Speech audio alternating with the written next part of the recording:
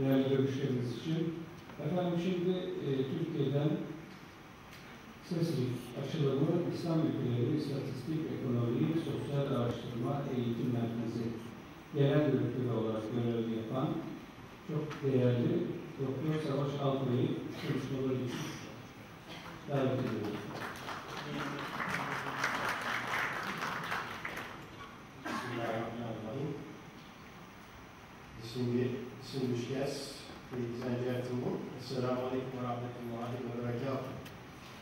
It's a great pleasure for me to be here with this August House on this very important occasion of the Global Summit of the SalamWorld.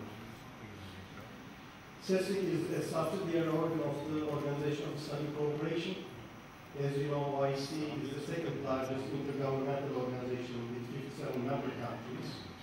And our center is the socio-economic research arm of the organization, and we also deal with training functions of the organization. We also keep the statistics of our member countries. I invite you to visit our website, sesrif.org, for the most comprehensive statistics on the 57 member countries, around 257 indicators. Today, I will not go into detail of the functions of SalamWorld, but I will give you some statistical information from our countries, which will make you understand the importance of this initiative. As you know, the first command in Quran is Iqra, read. Now let me give you some statistics from our countries. In 2010, 57 member countries of the OIC published 78,000 academic articles in reputable journals. Only one country, Germany, in the same year published 85,000 academic articles. I'm not talking about America, I'm not talking about China, which published more than 100,000 articles. Only Korea, one country, small country, published 40,000 articles, half of the 57 countries.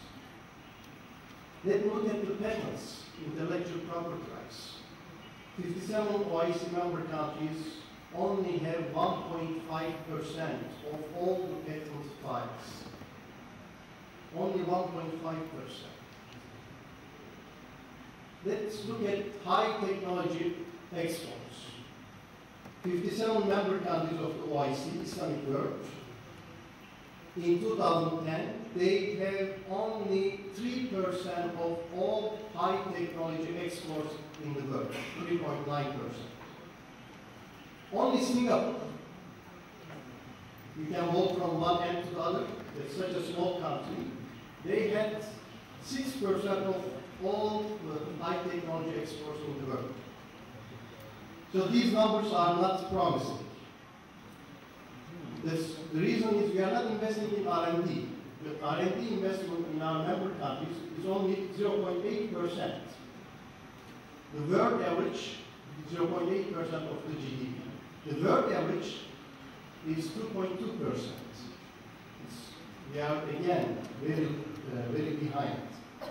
If you look at R&D per capita, the R&D expenditure per capita, in our member countries, in the Islamic world, we are spending only $28 per capita on R&D.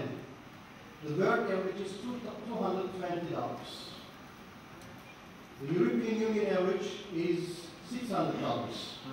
In the Islamic world, Turkey is spending the most in R&D per capita, which is only $123, one-fifth of the European Union's average. There are countries like Korea which are spending around $900 per capita. There are countries which are spending more than $1,000. So these numbers are not very promising. So that is why with 23% of the world's population, we are only producing 10% of the total world.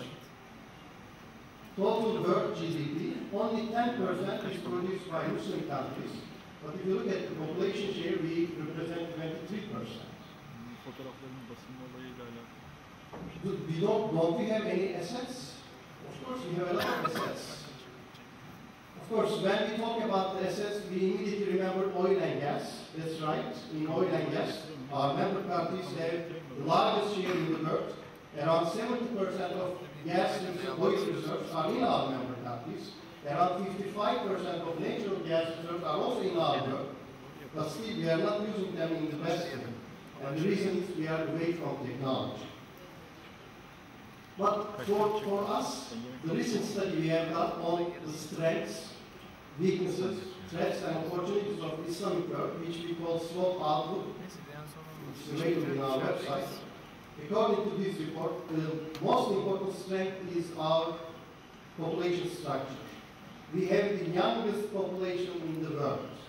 If you compare the OIC countries as a group, the share of population between age 0-14 in our countries is 34%.